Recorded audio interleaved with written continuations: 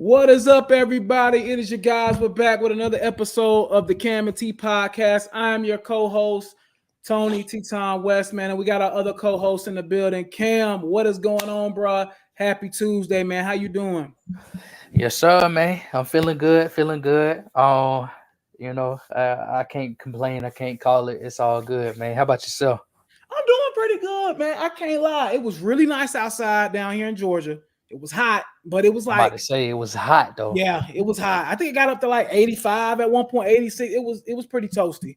Yeah. But I was glad because we've been having a lot of rain down here lately. So it was kind of nice to have some sun out. So I Yeah. was glad for that. But yeah, man, I'm doing good. God is good, man. I'm blessed, man. We got a special guest on tonight, man. Tonight's gonna be really fun. We're gonna be really tapping into the NFL draft and stuff. So I'm super excited. Really gonna be a really good show, man. We gotta have our special guest. We're gonna introduce her in a second. But Cam, again, man, we're getting close to the draft. We like 9 days away, I think, at this point from the draft.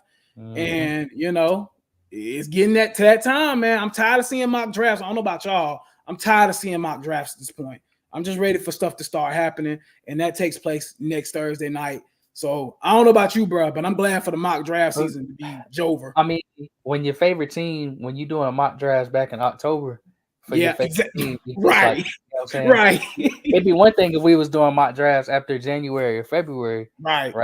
But we've been doing them since since October. So yeah. I mean, I think we were doing mock drafts October 10th, probably. Like when I think that was around the time where Frank Reich got fired. And we were like 1-6 or 1-7 or something like that. So we've been doing mock drafts for a long time. So I'm kind of like mock draft out at this point, and I'm really glad that we're kind of moving into time for this to take place. And I'm gonna be honest, one more thing before we get our guest on too. I kind of think they should move the draft up a couple of weeks or at least like a month. I'm not gonna lie, because I feel like it's too much time. Like, look at the WNBA situation, for example. Like they just ended the season. That's a little too soon, but they just ended their season, and literally last night they got drafted. So I'm not saying the NFL needs to move it that close, but can we move it to like maybe, I don't know, beginning of March, mid-March? Like, can we move it up? Like I've always thought the draft should come before free agency anyway, in my opinion. And that's always kind of how I've always thought, kind of like how the NBA does it. I think that's a better formula for like creating your team. But anyway, that doesn't matter. I'm not going to leave our guests hanging anymore. We got a special guest on today. I think she does a tremendous job covering really all sports, but mostly sports in the Carolinas. She's a CEO. She has her own business, and we really love her sports coverage. She's amazing. I think me and Cam actually got to talk to her when we were down there in Spartanburg for the training camp for the Panthers, and we got to talk to her, and she was always saying, whenever y'all want me to come on, let me know.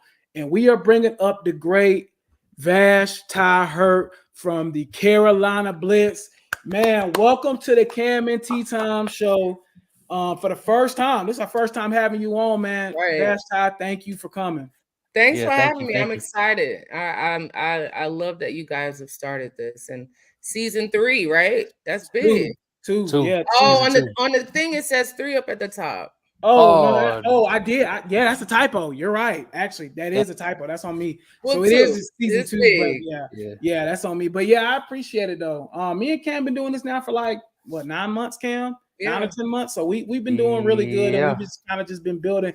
But we're glad to have you on, man. And we're really thankful for you to just give us some of your time to talk.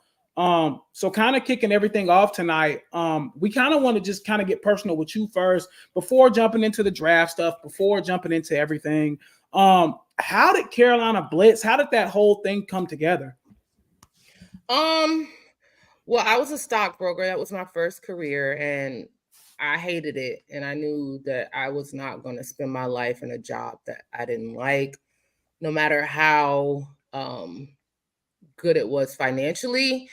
And I had a friend, I'm gonna give you the abridged version. I had a friend who had started a website. She was well ahead of her time, and she asked me to do a weekly writing column. And I did it, and I was like, I told I would do it, but I didn't figure anybody would read it at the time. I was just literally just posting about sports as a fan, and people started reading it. And then I started working pro bono, which I did for years for a website that will remain nameless. But for years, I just wrote for free. And then I remember when I knew I wanted to make it my actual career, I went and covered my first NCAA tournament game in Philly. And I was like, okay, this is it. This is what I want to do with the rest of my life. And yeah, I first started to write for other outlets, and then I really wasn't getting on like I felt like I should have. And I said, all right, well, I'm not gonna compete. I'm not gonna beg these people to hire me. I'm just gonna become their competition. And when that was in its infancy, but as I started get it going, I really honestly hated the coverage of Cam Newton's rookie season. I felt like it was biased. I felt like it was tone deaf. I felt like there was a lack of cultural understanding in the media room for him as a young Black man. And so that also really inspired me to be a voice in that room and provide a little bit more diversity and perspective for those guys authentically. Right. Till you muted.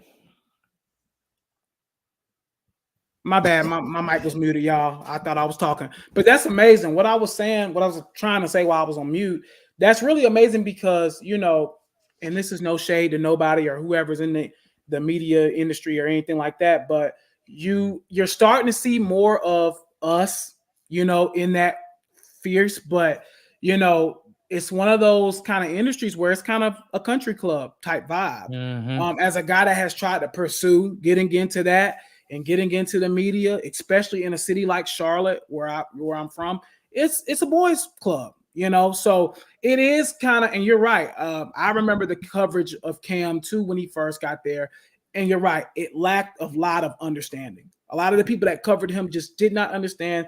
This is an African-American guy with millions of dollars from the SWATs of Atlanta, which is the hood. And, I think a lot of people just couldn't relate, if I can say it politely. So it is an honor to get to talk to you, because I do feel like, and I've been saying this for years now since I've known you, I feel like you and Sheena are kind of like the pioneers, especially in Charlotte, because there's not a lot of people that look like us that are covering sports in Charlotte. You know what I'm saying? So once again, it's just an honor to have you on. I'm glad that you gave us your backstory. I kind of want to talk. Oh, go ahead, Cam. I'm sorry. I didn't mean to. No, I was just gonna say I think it's super admirable how you said specifically you want to cover and kind of fix that narrative around Black athletes and the experience that we've all had, kind of seeing, like what T said, how Cam was covered and really how he's still being covered. In my humble opinion. So I think that's dope. I'm definitely happy that you started doing your thing, because it's super important. It's inspiring. And so thank you for that. Thank y'all. Absolutely. Yeah. And I and the same thing to Sheena. That's another person I really want to get on this podcast too, because she does a really good job as well. And y'all have y'all own podcast as well, Quick Blitz. So y'all should definitely check that out too. When y'all ain't checking us out, definitely go check them out as well. But yeah, it's just, I think it's like Cam said, it's really admirable. Now we did want to have a little bit of fun and talk about like this rap beef that's going on right now before we jump into all the draft talk and all that. Cam, I'll kind of let you kick it off because this is kind of your realm of the world. How did you feel about everything, Cam, about Drake going there? I think there was a leak. It wasn't even the song. I don't think it's even out streaming wise, but his disc got leaked to Rick, and then Rick Ross actually put out an actual song, and it's just a mess right now. What did you think about it? Yeah. So my thing is, so we talked about this a little bit last week, but basically it all stemmed from, obviously Kendrick Lamar like that, right? But which, by the way, third week in a row that is number one song. I think they said that's the longest since like 2018 for a rap song or something like that. So that's pretty big. But anyway, this weekend was so funny to me because Drake, the diss track that leaked, the first one, Drop and Give Me 50. I like that version. Now when he re-released it as push-ups, I didn't care for it too much. I mean, it's the same song, but it's just I feel beat. Like, yeah, it's a different beat. It's too much production in it. You know what I'm saying? It didn't hit like the original one. You know what I'm saying? Yeah. But what Ross did, Rose, to get to hear that, and then 2 hours later, Yours is released with, you know, kind of some medium, low level production. I won't say low level as disrespect, but you know what I mean. It's not like they didn't spend that long on it. You know what I'm saying? Yeah. There wasn't no ad libs. It wasn't nothing funny about it. You know, he got in there. He dropped his bars. He sampled the piece where Drake basically said that his favorite rapper was Rick Ross, and he put it out there, gassed it up, and then put it out on streaming. So I just thought what Ross did was, first and foremost, the diss was very good, and it was funny too. That's the best part about it. So I just think that this whole thing is really funny. But we wanted to get your opinion, Vashti, about all of it, like about Kendrick's diss, J. Cole's diss, J. Cole's apology, Drake's diss, and Rick Ross's diss. And Tony, he got a strong opinion about J. Cole's diss and apology, and I got a different opinion. So we'll get into that too if you want. Yeah, I mean, Kendrick's diss, okay. J. Cole's diss was,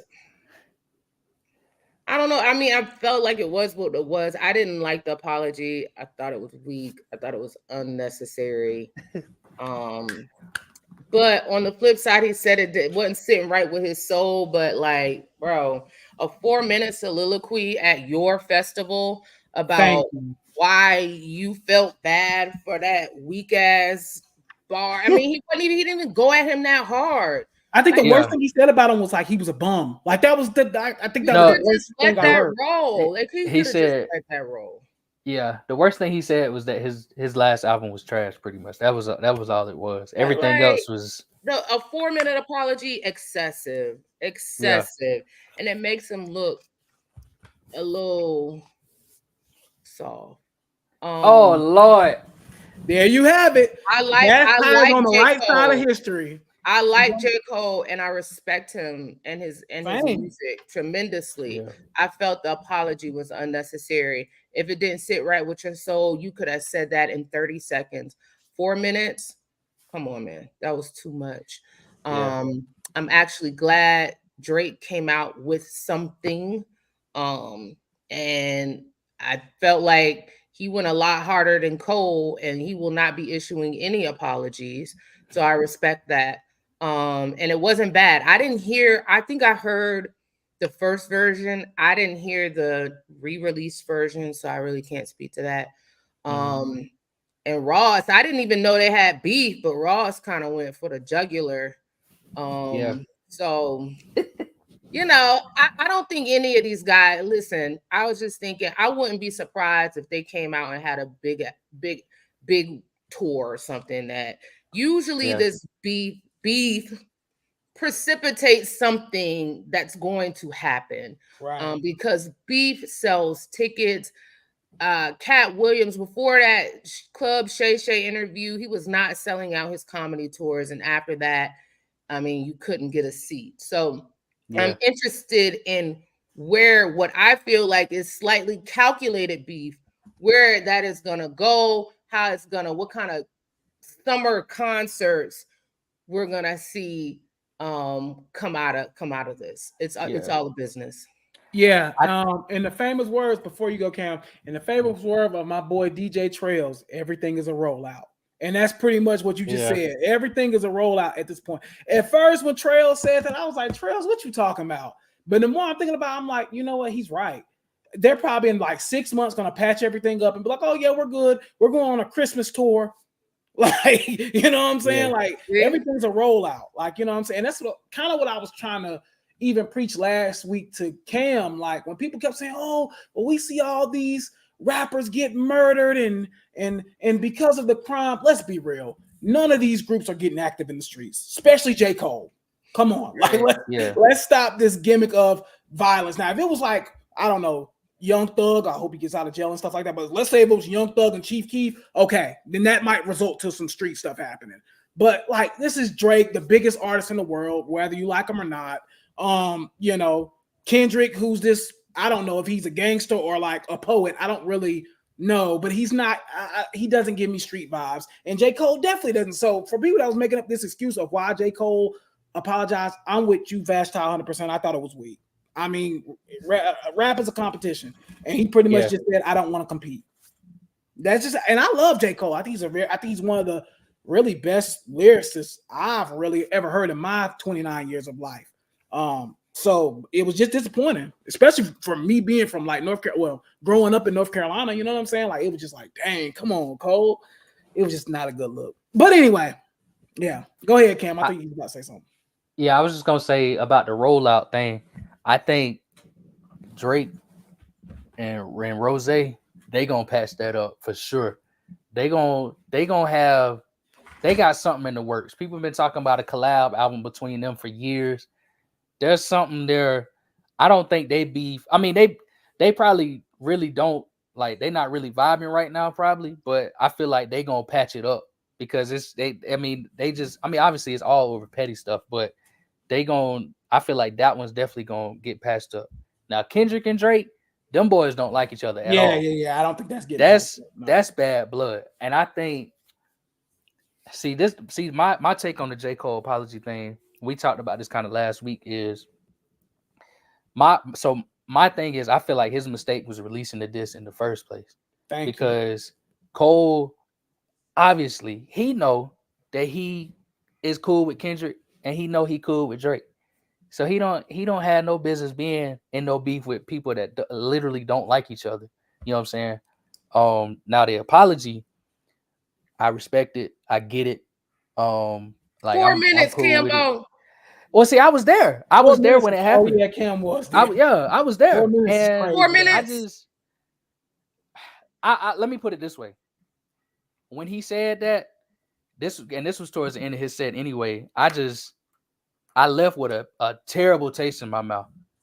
I was just like, bro, this man, and it wasn't even so much about what he said. It was about what I was saying, because I was like, oh, Cole, my boy getting him. He about to, we in this thing. And then he did that, and I was like, bro, I did all this caping for you and all of this, and you gonna embarrass me? But at the same time, though, the more I thought about it, the more I was like, man, I kind of get it.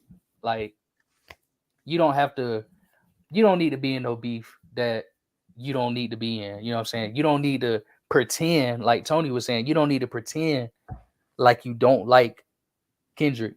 And you don't need to pretend like, and they never said they was gonna scrap. They never said they was gonna do all of that. You know what I'm saying? Yeah. Nobody's sending shooters or nothing like that. Right. We know that, but I just feel like to me, it's more respectable to be upfront and honest and say, look, man, I don't want this beef. I'm gonna back out of this beef. Now, do it come off as soft? Sure. Is rap a sport? Like we said, is it competitive? For sure. And he probably should never get into another beef with somebody else ever again. Yeah, what I tell you last week, you need to go the Christian rap route. Yeah. That's what he need to do at this point, bro. There's no coming back from that. Yeah, you can't be on track saying you Muhammad Ali, and then a month later you won't hear talking about I'm sorry for my sins. Like, he can't beef with nobody after that. Like, But at the same time, though, we got to understand, though, this is what Cole has been before, because people forget that him and Lil Pump, remember that back in the day, they had a little button heads, and Cole released, it wasn't a diss track towards Pump, but it was towards, basically, it was if the shoe fits type deal. Yeah. And he told him, that y'all was going to file out of the public eye. I'm still going to be here. And he is, and they fell all the way off. But you forget, he actually sat down after he released that song with Lil Pump and tried to patch it up. I think Pump was like, yeah, that's cool for a while. And then he tried to get hot again off of his name and didn't work. But, that's the same dude that did somebody else and tried to sit down and patch it up. This is what he does. You know what I'm saying? Then He don't diss him in really the first place. Don't diss in the first place. Yeah. Yeah. That's pretty much it. Yeah. Just don't diss in the first place if that's the case. If you already know you're gonna go back on it, just that's why I said that was his biggest mistake is releasing the diss in the first. Yeah, and then which I agree. And it didn't even fit the album. I don't know how y'all feel about the album. I love it, but I didn't really listen to it. But I don't think he should have did that personally. It didn't. Let's move on from this. Yeah, let's go ahead and get into the football because that's what we're really here for.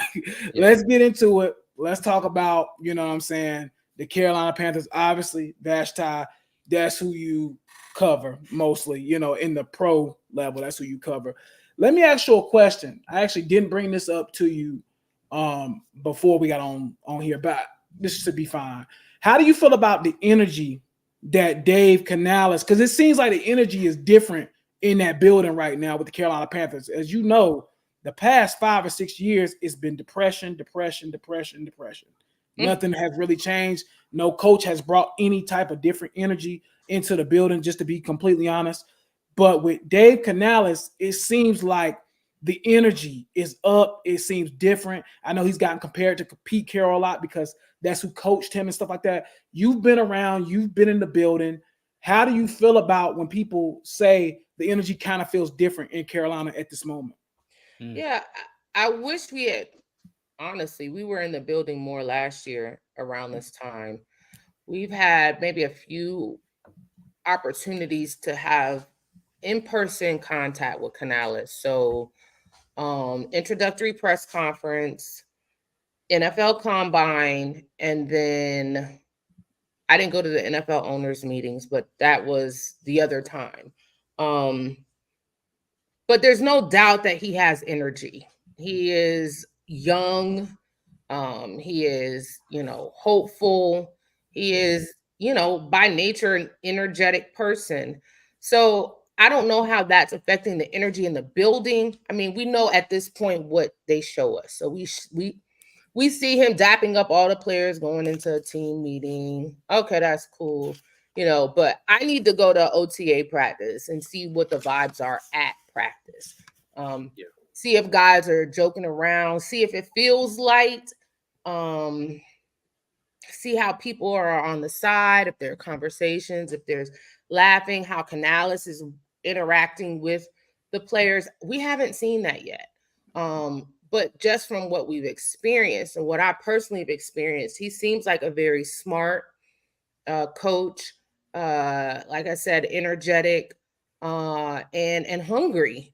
And I think that that's what you want in a younger head coach. We'll see how it plays itself out. I think the fact that the expectations are low will play into his favor. Yeah. I agree. Ken, go ahead. No, I was just gonna say the expectations are definitely low, and that's gonna work for him. Because I think one thing about it, at least from a fan's perspective, I can speak just for me, but and what I've seen on Twitter, I think people understand that this is going to be at least 2 years of kind of a rough situation. You know what I'm saying? And by that third year, we're looking at maybe, a shot at a wild card or something like that. You know what I'm saying? It's kind of what or at least for what I'm thinking. But I think what Tony was saying, like when he asked you the question, just seeing the shift of how the fans are reacting to what he's saying versus, what we've seen in years past, kind of like, when Reich first came aboard, everything was kind of cool. You know what I'm saying? Everybody was still, they were kind of bought in because we were kind of lied to by the previous general manager. You know what I'm saying? But I think now, everybody's kind of taking a step back and say, you know what, we're just going to watch this man and we're just going to see what's happening. And even though they've been making good moves so far, I don't think anybody's buying all the way in right now. You know what I'm saying? Yeah. I was actually, you kind of walked me right into my next question, Cam. So I appreciate that. I was going to ask you about how do you feel about some of the moves made this offseason? Because I actually think the Panthers have did some really good things this offseason. They've added some places of need. I thought the trade with Deontay Johnson, I thought that was a really good trade that they made there. To be honest with you, because they were already planning on cutting Dante Jackson. So I think the fact that you got something for him, I thought that was pretty important. So let me ask you, how do you feel about some of the moves that the Carolina Panthers have made this offseason? I think that there was what I liked was the direction. I felt like there was clear direction. Now, whether these moves will pan out, we'll have to see. Because as of right now, they're just moves. But I like the attention to the offensive line, which really had a fall off from what was a promising 2022 season, and then was a disappointing 2023 season. So the attention to the offensive line and then shoring up that interior. I do still have concerns about Austin Corbett coming in and playing center off of an injury and never having really played center before. So I'm curious how they will work that out. I think that that's something that hasn't really been talked about enough because they have invested a lot in that offensive line. You have Moten, you have Icky, and then you have the two guys they signed, and then you have Austin Corbett. One of these things is not like the other when it comes to investment by the team. So I'm just curious about that. I do like the trade for the wide receiver. I liked, of course, the signing for Clowney. That was important, especially with Brian Burns leaving, because I had real concerns with, you have Burns leaving, you have YGM going. Well, not him. Luvu. Oh. Luvu. Y'all ain't right. Go ahead. Luvu is who I was talking about. You got Luvu going, Bell gone. So you had quite a bit of starting pieces who are no longer with the team. So they really had to do some work on that side of the ball. So I thought that was important. And they still have more work to do. But I do like the offseason moves. I think that last year has soured me so much because I was on that, dream team coaching staff and winning 9 games and NFC South champions. I am uber cautious right now. I'm trying not to be pessimistic, but I'm just very cautious with everything because I got sold a bill of goods last year, and I'm not going to allow that to happen again. Yeah. So, but as far as the moves are concerned, the main thing I like, because we don't know how they're going to pan out until we see them on the field, but clear direction. Yeah, definitely. I agree too. I think, this time around, is showing that we're putting everything around Bryce. The defense might, take a step back, but they do have a plan, which I feel like for the last 5 years we have not. So I will take that. And as far as like just having hope, and I'm right there with you. Me and Cam was at game 1 last year in Atlanta, and we was just so hopeful man with that game. And it's just like that ended up being one of the best games that they played all season, honestly. And we thought they played terrible. And that was the sad part because me and T left. I never forget. Me and T was walking up that hill. We was walking up that hill, and me and T was just looking at each other like we started going down the list of teams. We was like, man, this ain't this gonna be a L. Right after the game. Right after the game. We like this was like 10 minutes after the game, and we were like, we're not lost. Like, and it turned out we were pretty accurate. It was embarrassing actually. T was like, the season already over. Yeah, I was saying the season was over week 1. I was. That's terrible. But I was though. I knew it. When I seen the Falcons DBs sitting on routes, wide receivers not creating separation early, I knew what type of season we were about to have. I knew it. I was like, oh, this is not going to be good. And it turned out exactly how I thought it was going to turn out after game 1. So when people tell you don't pay attention to the preseason, it don't matter, don't pay attention to game 1, I ain't gonna lie. Don't listen to that. That preseason stuff, like that whole old vanilla offense, and I wait for that hook, line, and sinker. I was like, give them time. They don't want to show all their stuff in the preseason. I'm like, bro, I forgot they even did that because I remember I remember the Federalized where he was saying plug and play a quarterback and we're gonna be on the ground running. I remember that. But I forgot. Reich, he did say that. Reich and Thomas Brown, I think they both said that in the preseason we not showing our full hand. We just giving y'all just a little vanilla stuff. Week 1 goes out there, same plays. Same plays. Same plays. It was so bad. Me and Cam was sitting on the lower level, and I was calling out what was going to happen. It was that bad. Me and Cam sat through about 50 I remember that. Yeah. We was at the game. We said anytime Ian Thomas came out, almost guaranteed a run play. Yeah. Anytime Hayden Hurst came out, guaranteed. It was like clockwork. It was so like this is gonna happen. And like I think we predicted maybe like out of 50 plays, me and Cam sat there through, and literally I would say about 45 out of 50 we were correct. That's terrible. And we're fans. We're not no analysts and looking at the, and this was week 1, so I kind of knew what it was gonna be. Let me ask you this, because we were just talking about hope, and Cam kind of brought it up earlier. I think we all three can agree this is going to be probably a year or 2 process at this point. What do you think going into the draft, and we're about to transition into the draft, what do you think Panther fans have to be hopeful for at this point? Because we all know we're the worst team in the division at this point. I don't think nobody's really shocked by that. And probably still roster-wise is still the worst team in the division at this time. What is our hope? What is our point in looking at this team next year when we know we're probably only going to win 5 games max? Progress, right? I think that, and I hesitate to put, they need to win this amount of games. You want the Panthers to be competitive. You want to see progress. You want to see something that makes you want to go to games, or at least make you proud to be a Panthers fan.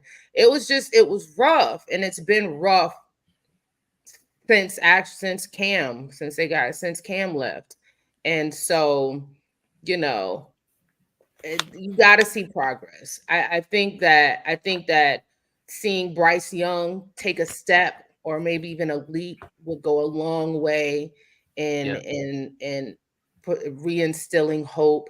I think an exciting offense, which the Panthers have lacked for years, would go a long way. I think that maybe,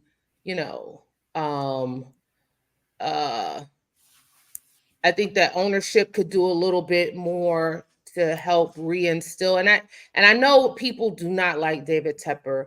David Tepper does not want to lose. Losing is bad for business. Even though these NFL teams do make money, whether they lose or win, it's still bad for business.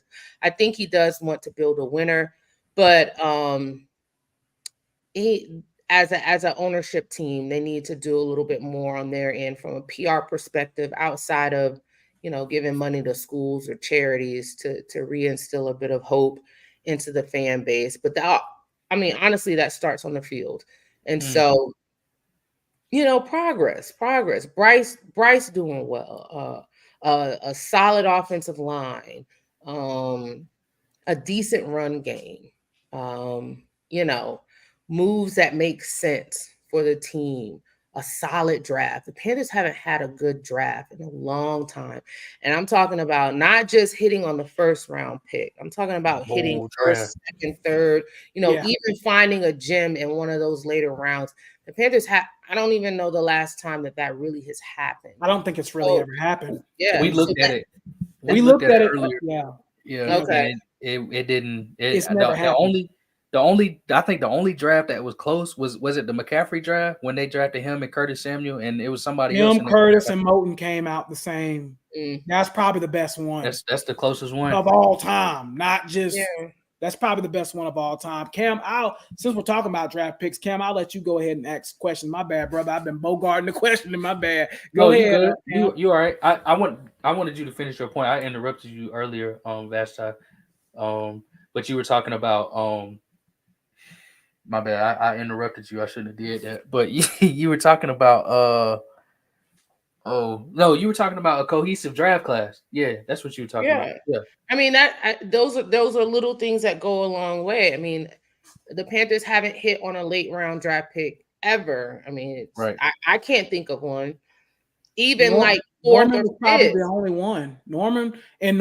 Norman didn't really show up until the 15 season. Was Norman third or fourth? I thought he was fourth. I thought he was fifth. Fifth, might have been fifth. Yeah. Was he fifth?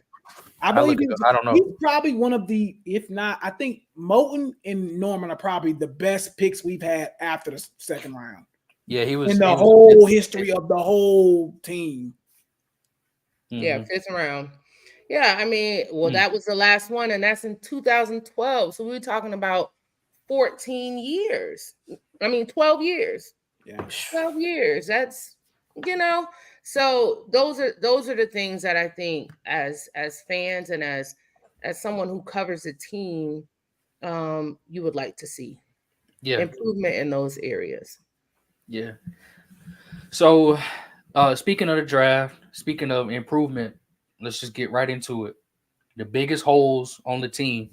Give me, if you can, give me like your top 3 holes, position groups on the team. And then if you want to, maybe a player that you might think could fit for those holes or where they should go. About the players, but I know I'd like to see them get another wide receiver. So deep wide receiver class. You could probably, you can name several guys. You can name at least 5 or 6 guys, I think, who could come in and probably make an impact year one. Mingo is still there. I know that people have their opinions about Mingo. I think it's too early to write him off, so I don't think that that's going to prevent the Panthers from going early second with a wide receiver. That cornerback room is so, I don't know what's going on with Stephon Gilmore, if there's still talks, if there's interest, but that cornerback room is looking a little sparse, and even along that defensive line, I still think that they could use another edge rusher. Yeah. Right now they only have 2 listed: Nick Thurman, Raekwon Williams. They have Clowney as defensive ends. It's just So I'm not on the DJ Johnson train. They added what's my man name? He got 5. He got a mil per sack, career sack. What's his name? What is DJ Wanham? Wanham? No, not Wanham. It was another dude. K-Son. Yeah, Caleb Vaughn. Yeah. Man got $5 million, a mil per sack, per career sack. Yeah, I'm with you. As far as just, I think those are 3 spots we need to hit as well. I think wide receiver, obviously at 33 or 39, I think this is one of the deepest wide receiver classes I really can think of in the last 10 or so years. So definitely wide receiver at 33 or 39 would be fine with me. I'm with you too as well on corner. It's pretty bare back there, man. JC Horn, we wish him nothing but the best of luck. We want him to stay healthy, but we know how this goes. This is going to be like year 2 or 3 that we don't know what, the injury history is going to be and what's going to happen with him. And after that, you got Troy Hill and Dane Jackson.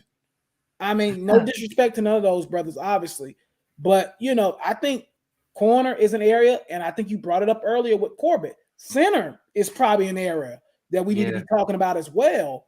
Because again, we know that Corbett's coming off the knee injury. He had an injury the year before last, and I think last year he got hurt again.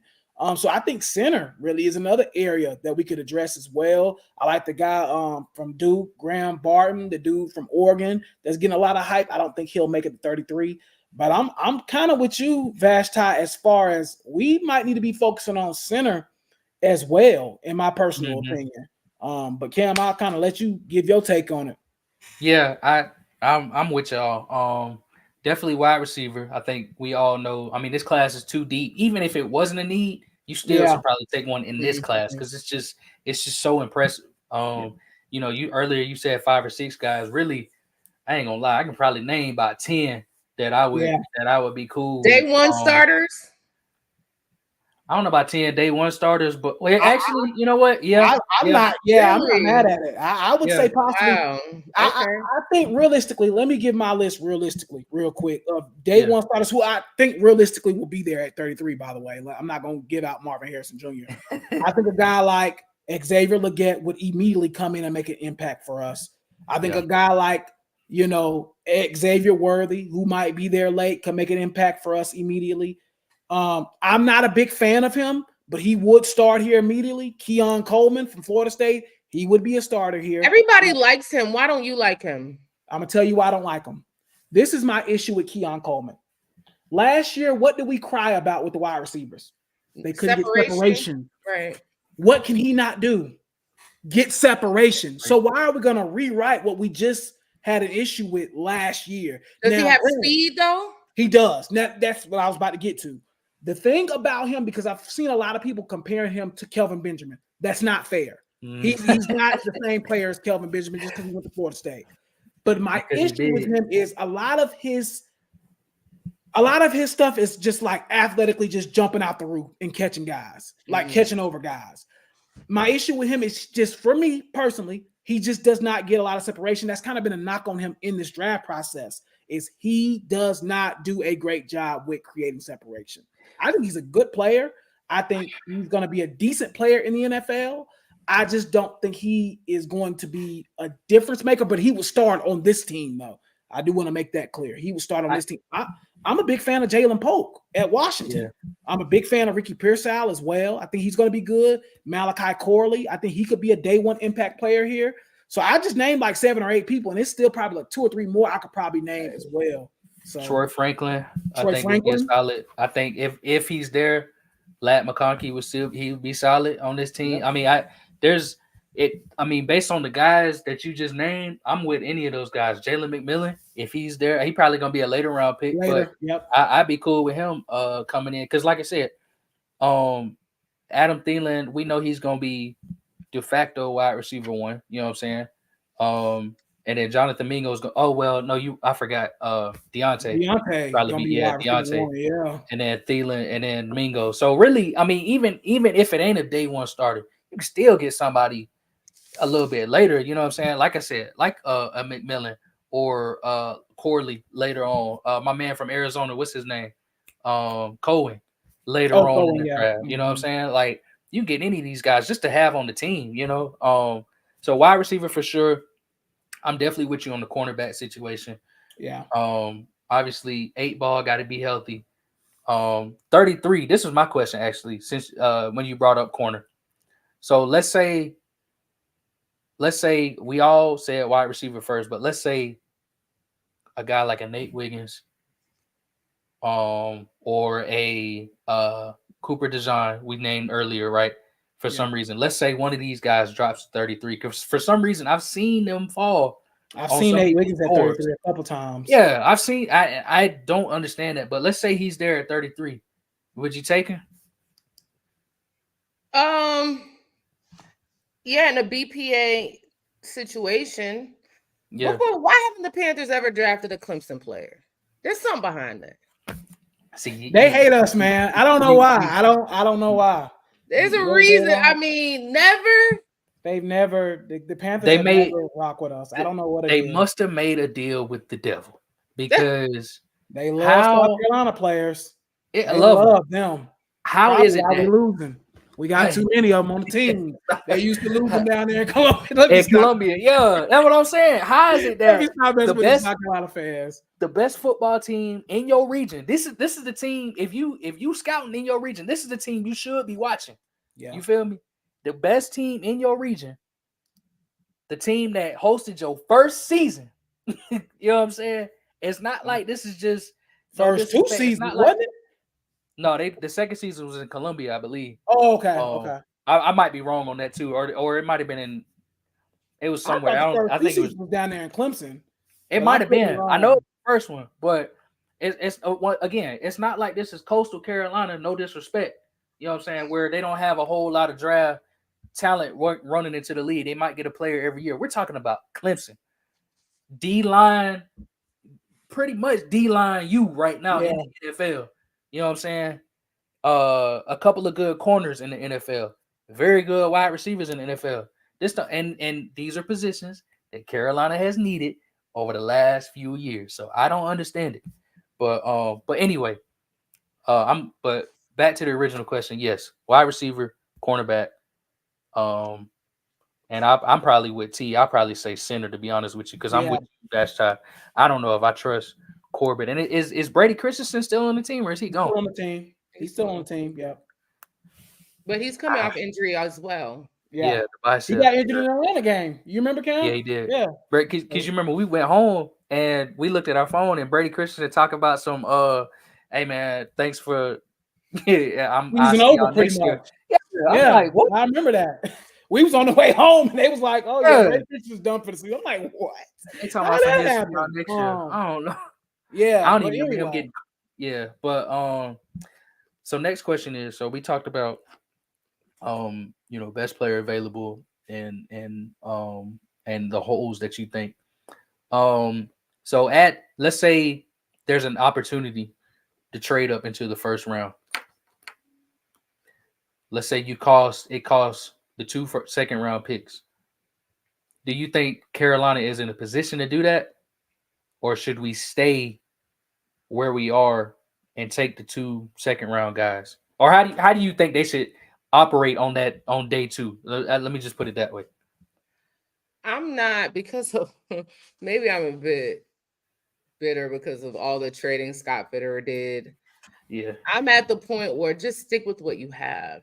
Yeah. And now it's up to you guys to get the best players. Yeah. Just let the draft board play out and see who you have there. Unless I don't even know who they would give up both of those second round picks for. In the first round.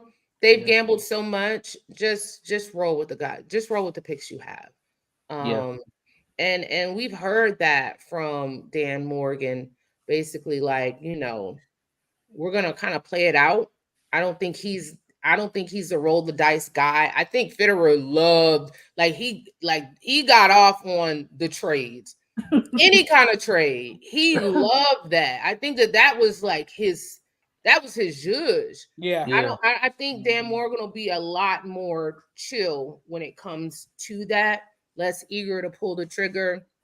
I'm sure they have their draft boards up and who they want, and if this were to happen, then we would go this way. But if I were them, I wouldn't want them to do that. Yeah. No, I'm 100% with you.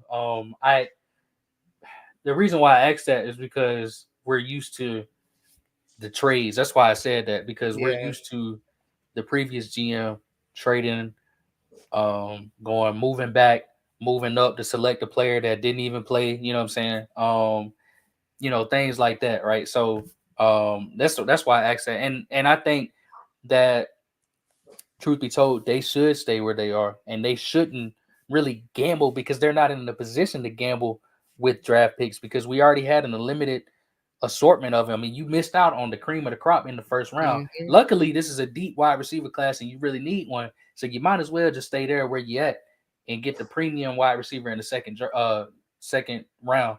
And then you lucked up and got another second round pick not too far from where you are now. So I'm with you. Just stay where you at. Take the 2 players. Do we have a third round pick? Do y'all know? Do we have one this year? Oh yeah, we do. Yeah. We got one. Okay, so we're gonna have 3 picks on day 2. So that's, I mean, you can live with that. You know what I'm saying? Yeah. No, I agree. I'm right there with you, Vashti. No more trading. I'm just kind of, the previous regime kind of got me a little, kind of like, let's just chill out here and relax. We've already given up enough. I'm kind of good with the, trading up stuff. Now, if there's a place, let's just say, I don't know, let's say the Vikings don't take a quarterback in the first round and they just want to move up from like 43 or something like that and move up to 33. If they want to give us extra picks and the guys that we want are still there, Yeah, I'm okay with that. But as far as like trading up, I'm kind of good on that information to be real. Like I don't want no parts of that. Fitterer is kind of turned me off from it was too risky, kind of like what y'all have already said. I do want to ask you about Mingo, because we just talked about how you weren't a big DJ Johnson fan, which I don't think Cam is either, and I'm not really either. But I guess for me, why are y'all? And I don't know if it's both of y'all or just you. I feel like Mingo has kind of gotten, I don't want to say slack because he's a rookie, but I've always said this. I think wide receiver is the easiest position to transition from college to pro. I've always said that. To me, most of the time with most rookies at the wide receiver position, you kind of see what it is year one, like, okay, this guy can be good. They normally are getting maybe 45 catches, 500, 600 yards, something like that. But with Mingo, I always think about that Tennessee game when he did that crazy, like, I don't even know how he like missed the ball. And I just think this guy is just like, I don't think he's ready to play NFL football, just to be quite frankly honest with you. So I guess my question for both of y'all, and mainly Vashti, why do you think that we should kind of be done with DJ username in the words of Cam and not give up on Mingo? I guess that's I'm not done with any of these guys. I think one season is too early to be completely done. Mm-hmm. I didn't see anything from DJ. Yeah. Like nothing. I mean, he didn't get much playing time. He's older, less time to really mature. Yeah. Because he's like 25, right? Yes. Yeah, he's gonna be 26 this year. Close to the same age or the same age or something like that. So, I mean, he's an older guy, less upside, if any. So that's why I'm less I'm more inclined to give a guy like Mingo some grace than a DJ Johnson. And the fact that the Panthers traded up to get him. Yeah. So that means like you really believed in him. So we should see something, and we haven't seen anything. Mingo did not flash really last year, but maybe it was I'm not ready to write him off yet. He was wilding a lot with some of his plays. There were some catches that he should have definitely made. And I think we all saw the lack of separation, but maybe he wasn't being utilized properly within that offense. True. Yeah. True.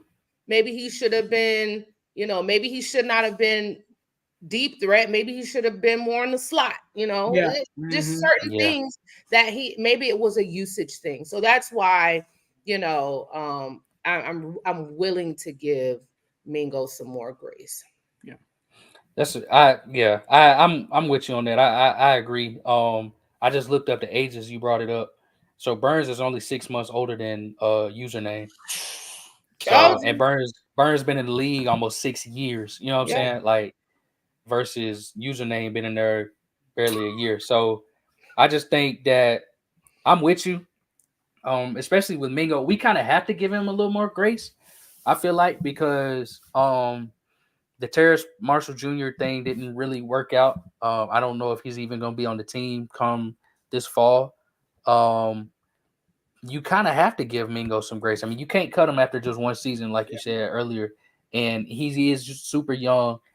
He had to learn a new offense. Now he's going to have to learn another offense. And maybe Canales can get some more use out of him because the Jim Crow playbook that Frank Reich and the boys was using just wasn't wasn't enough for. Yeah, I mean the dude was born in 2000, but you're using the playbook from the 60s. That don't make sense to me. Yeah. Like he's not gonna be able to use that. You know what I'm saying? So I'm with you on that. But T, like you were saying though, I think one of the things that I'm with you kind of with the wide receiver talk. We've seen wide receivers, especially from the university that he went to. Yeah, exactly. You see what I'm saying? That's the thing that gets me. Like, I'm not saying that every player should be the exact same, but he had the type of development that AJ Brown and or at least coming into the NFL and DK Metcalf had. They went to the same university. You should be able, I'm not saying he has to be those players, but he should be able to kind of show that he can do what they can, or at least have some kind of flash. And I just didn't see it. Like you said, T, every time you say his name, Jonathan Mingo, I think about that play.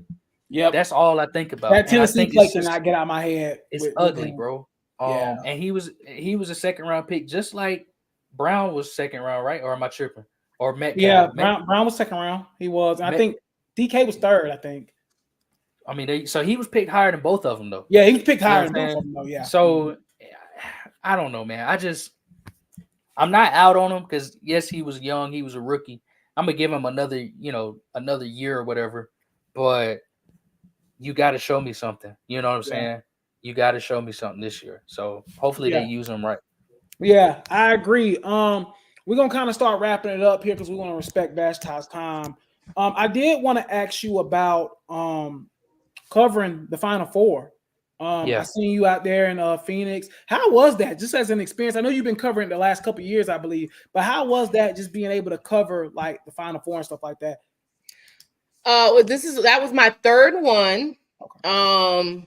But it was kind of special because of the team that I got to cover. Nobody expected NC State to make the Final Four. Honestly, when UNC lost, I was like, good, my season is about to be over with. I knew Duke wasn't going anywhere. I didn't think NC State was going to go that far. And then they ended up playing each other. And so it was a wild ride. I really liked that NC State team. They were authentic. They were genuine. They were true to themselves. DJ Burns got a lot of hype, and rightfully so. Good guy, authentic guy. And so I enjoyed covering that NC State team. It was fun. They were fun. You don't always get, sometimes with these teams, I mean, with those guys, those were a group of guys. None of them really are on any NBA draft boards. Right. They just were really out there living off NIL and having fun. These were college kids and basketball players. There's a difference between a D1 athlete and just us going to college, right? But still, it didn't present like when you see it, when you go to Duke or UNC, these guys have NBA aspirations. That's the expectation. And so there's a certain level of guardedness and like caution that comes with them that doesn't allow you to necessarily see their personality as much. But I didn't get that with NC State. Ironically, they were kind of like more like themselves. Like, so in an NBA or NFL locker room, these are grown men, right? So we get to see who they are. They're going to show us who they are because, what y'all going to do to me? Y'all, Right. With guys or college players who are on that NBA route, they still have to be front facing. They have to make sure they have to, it's a more guarded environment. But with NC State, we got authentic guys. The boss man D-Lo, I thought was so hard. And it was so them. And I hate that the NCAA wouldn't let him walk them out because he wanted to walk them out for the Final Four. And I think that would have been the dopest things that we would have seen on that stage in a long time. But I enjoyed it. I enjoyed covering them. I was tired as hell from all of that traveling and stuff afterwards. But it was fun covering those guys. I hope they do well. Like, I loved DJ Burns' game. We don't see that type of post play in basketball anymore. And for him to do it and for him to be cooking them like he was, I loved it. Yeah. So that's wishes to those guys. Yeah, definitely. They kind of became like America's team too for like 2-3 weeks. Oh, yeah. Like, I told them, I was like, y'all the hood favorite. And they loved the way I put that because literally that's what they were. Yeah. Not just like they were a fan favorite, but they were the hood favorite because like you know, I'd rather be the hood favorite than America's favorite any day. Because Right. there's a level of respect and authenticity that comes with being the hood favorite. And that's what they were. And then that also then translates to everybody else, because then people respect that as well. Yeah. Which is why I think when Cam had that 2015 season, he was just doing him. It just became an infectious thing because people respect that and they enjoy seeing that and having fun. Yeah. So yeah, it was good covering NC State.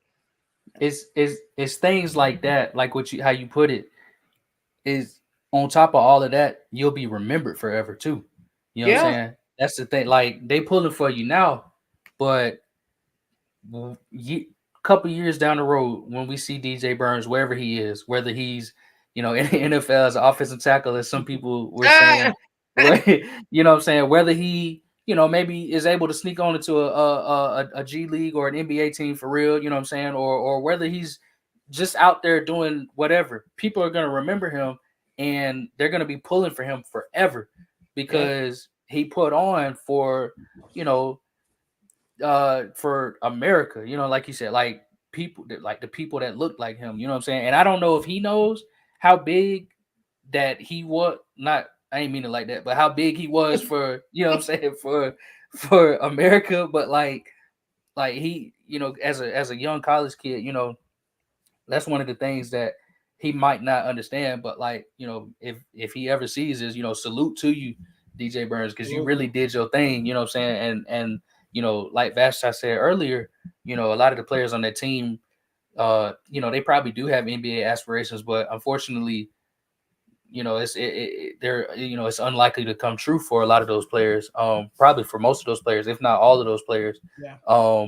But that moment that they had in the sun, right? Like that moment right there was amazing. And so I just do want to salute all of NC State and their black head coach, because I think that was really important to see too.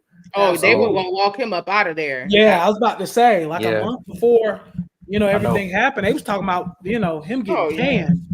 So I'm definitely glad that he was able to get them on that run. And, you know, I think they won like 12 games and 7 games in 12 days. Something like, it was just crazy. So shout out to NC State.